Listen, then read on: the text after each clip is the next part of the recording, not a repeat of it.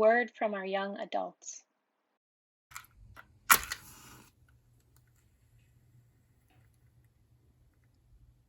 Hi everyone, my name is Kate Clark. My pronouns are she, her, and I'm a part of church leadership at the Unitarian Church of Montreal. The video that you are about to watch is a small representation of youth and young adults across the Canadian Unitarian Council. We met over the summer, but September is also a very busy time of year for us. A lot of folks are starting school or in times of transition.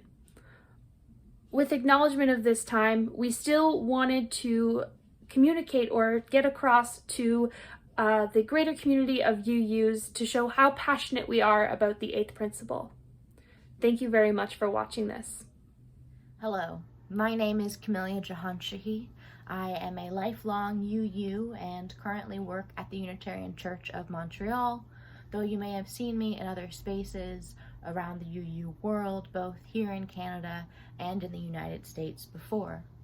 Hello everyone, my name is Ashley and I wanted to share with you briefly my reflections on the proposed 8th principle. Hi, my name is Alara Stefaniak Cadet and my pronouns are they and them. When I think about the 8th principle, I think about relief. Relief because I am exhausted.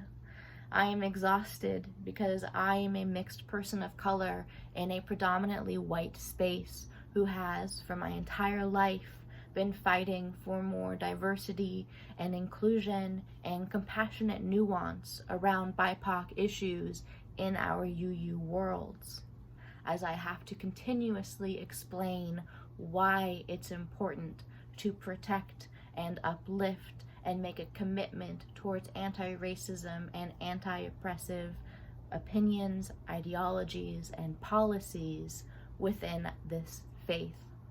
I'm fully supportive of the 8th principle. I do hope it passes in November. But I have a lot of apprehension about the amount of time and energy that's been focused specifically around the 8th principle, and really hoping that regardless of what happens in November, we move beyond just that piece, that there are other recommendations that the Dismantling Racism Study Group report suggested, and then also, just like that individual congregations are sort of assessing and analyzing where we can all do some of this work. I grew up in this faith, and as much as I love it, and as much as I am passionately committed to the beautiful possibilities of our faith, I'm also tired. And I started to get tired much, much sooner than I should have. I was tired when I was 12 and explaining that I don't know why people in my culture are angry. I know why I'm angry.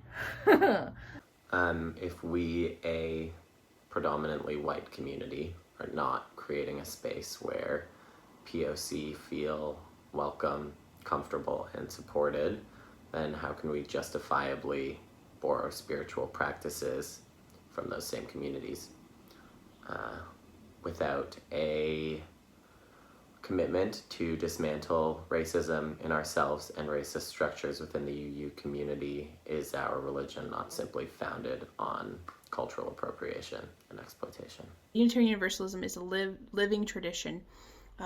Over the last year, I've learned a lot about how the first 7 principles came to be, what some of the tensions and conversations and processes were for those to become the principles that we currently have. And it inspires me that this tradition is uniquely situated to be self-reflective, to be adaptive, to continue to better ourselves and be the best versions of ourselves that we can be. And I think that's true for this this area of work as well. I'm contributing to this video today because I very strongly believe that there is no justice in silence, and that the 8th principle is one way that we can collectively raise our voices as a beginning step to speak against the silence that comes with racism. since I've read it, it sort of stuck with me from the Dismantling Racism Study Group report about the gap between who we say we are with our Unitarian Universalist principles and the lived experience of everyone entering into our doors. And so I think my apprehension is that even if the eighth principle is included and we have that on our signage, on our websites, in our welcomes and introductions, it's all well and fine and until it's not an actually lived experience for somebody and somebody comes into our congregation expecting that and is let down or disappointed. So I do really hope that congregations take this opportunity to really say, and then what? What's next? How do we do this work?